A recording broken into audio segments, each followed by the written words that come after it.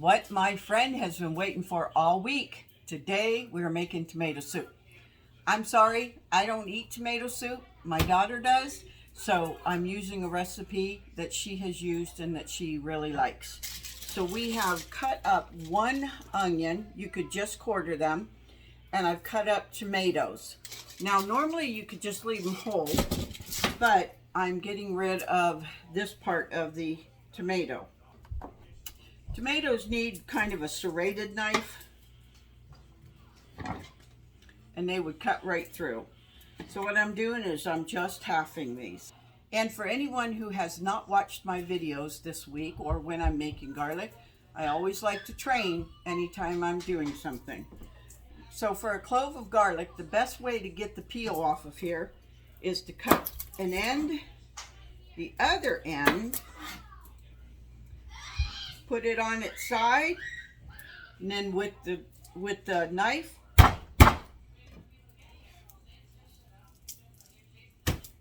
and the peel comes right off. It's that simple. Or you can sit there and try to pick it off a little at a time. That's irritating. So I'm going to fill the rest of this pan with garlic, and I'll show you our next step. Tomatoes. So does that look like enough on there? Or we need more? So they say about 10 tomatoes, 1 onion, and we're using a red onion. It'll make it sweeter. If you want to use a white onion, you can. And then we put garlic on it. And now we're going to put some olive oil all over it. This is where the magic hand comes in. The magic hand. And basically what you're going to want to do is you want to roast this.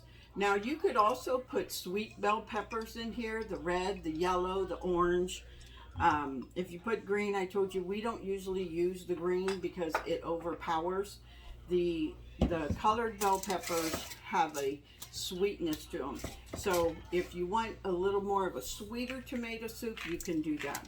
But I wanted to give you a true tomato soup experience. Homemade.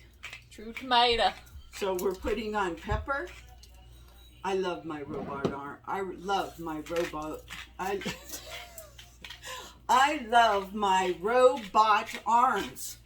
I can make a dinner and not feel so tired. How about you?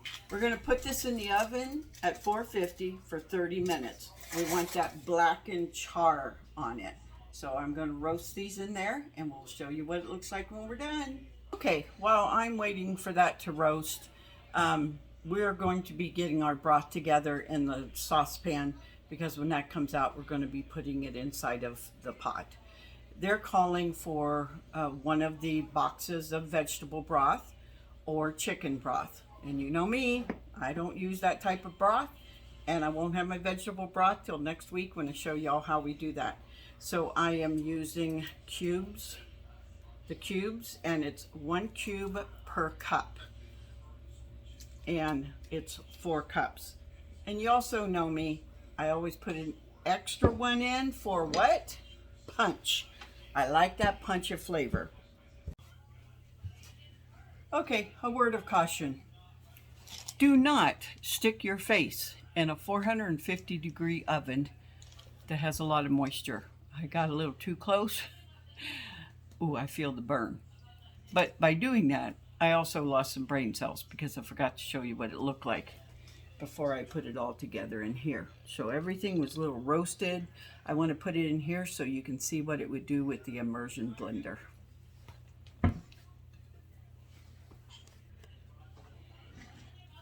Now you could put it in a blender if you don't have an immersion blender.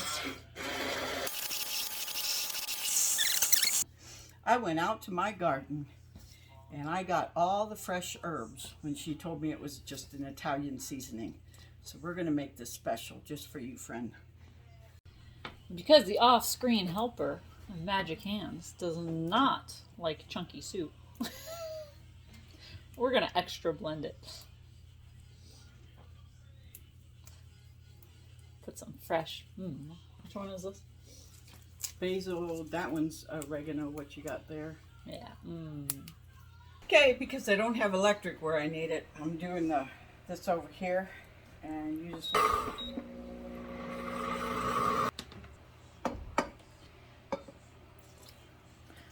And here you will see the Daily Debbie adding some of the broth. The Daily Debbie, you mean the Debbie? The Daily Debbie.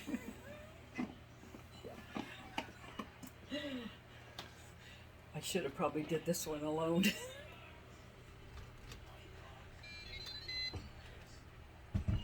Because we used a red onion, it's a little sweeter.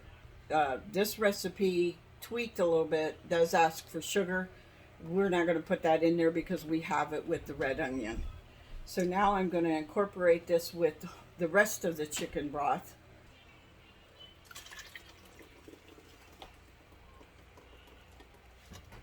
Put it in a blender if it's not creamy enough for you. I like it creamy. So now I added the rest of the chicken broth. Remember the 4 cups of it. We're going to heat it up, and then we'll have the person who likes tomato soup taste test it. But from what they already tasted, they said it was really good. You have a lot of options such as cream, Parmesan cheese, different things that you can add inside of it. Okay, I'm going to have the official taste tester test it and let us know what she thinks. The official taste tester. I need a badge, Mom.